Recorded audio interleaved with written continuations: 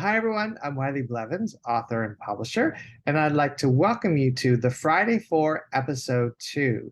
Each week, I'm going to share with you 4 books, some of which I've worked on and some from other publishers that I consider hidden gems. Books that I really love but don't seem to be getting the love and attention and marketing dollars behind them, and I hope that they get a wider audience.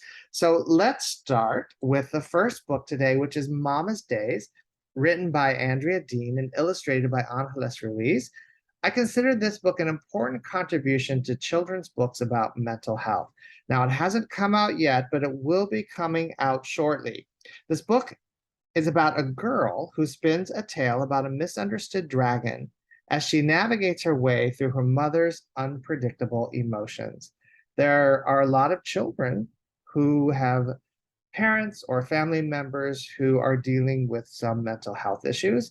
And this book is not only beautifully written and beautifully illustrated, but the way it provides some comfort to these children and some ways to manage and deal with those unexpected emotions is quite something special. Let's take a look inside. Some days, Mama is bright like the yellow part of a rainbow. We bound through the sprinkler. We slurp popsicles, red ones first. Some days, Mama's like the sun shining through the leaves of our oak tree. Show me a cartwheel, she calls, and claps when my legs go all the way over.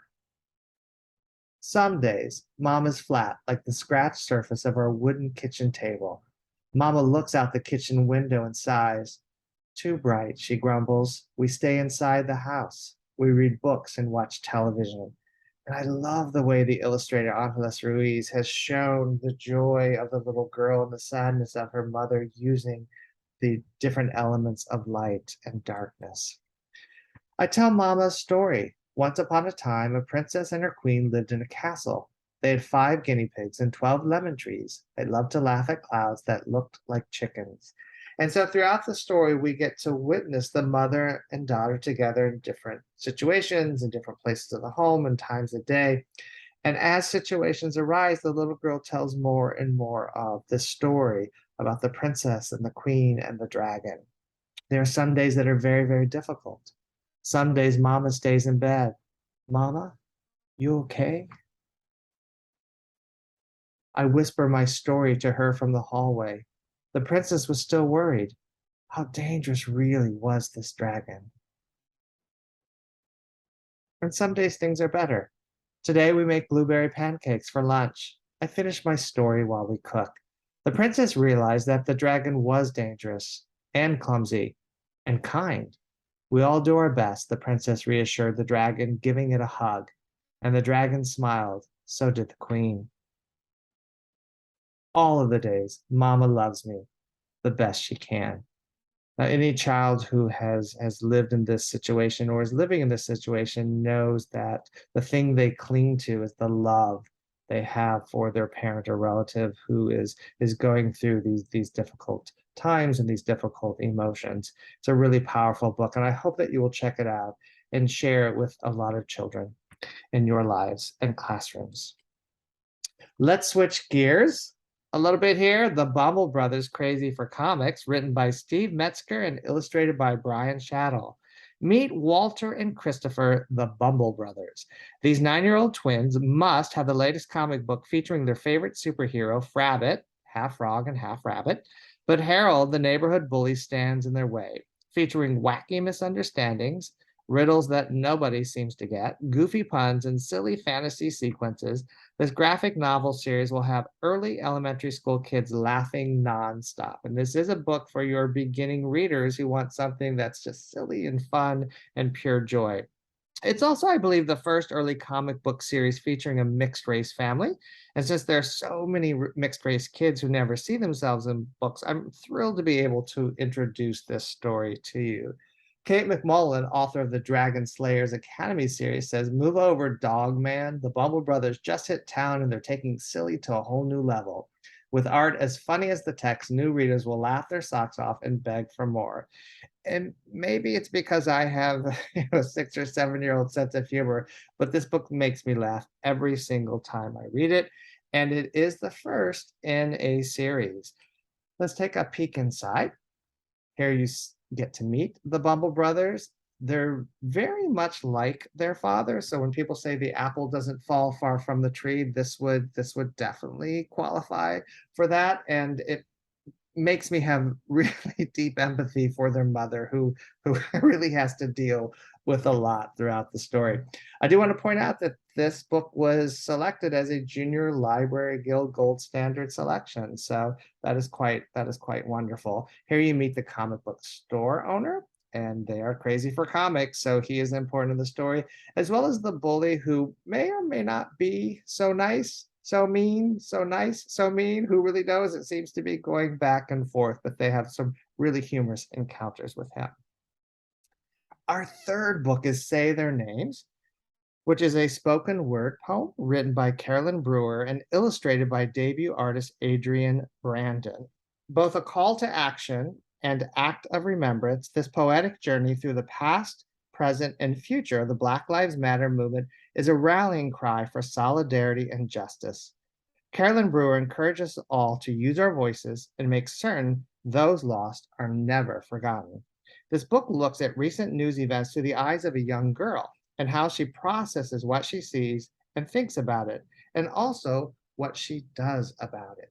And so there are a lot of children who are seeing the events going on in the world around us and are trying to figure out what it all means and what they can do about it. Here's the little girl who is the star of the book. And I'm going to show you a few of the interior pages where she's having conversations with her parents. Mama, Daddy, I want to say their names, get out the back seat, put a pause on my games, color outside the lines, and loudly proclaim love for myself as I say their names. And later in the book, Daddy said, for more than 400 years, we've been facing our worst fears. We've been drying our heavy tears. We've been fighting hard right here. Come on and say their names. Mama said, we the people, darker than blue. Mama said, we the people know the truth. Mama said, good people come in every hue. So I asked, we the people, what we gonna do? Come on and say their names. If you ever get the opportunity to hear Caroline Brewer read this, you have to do that.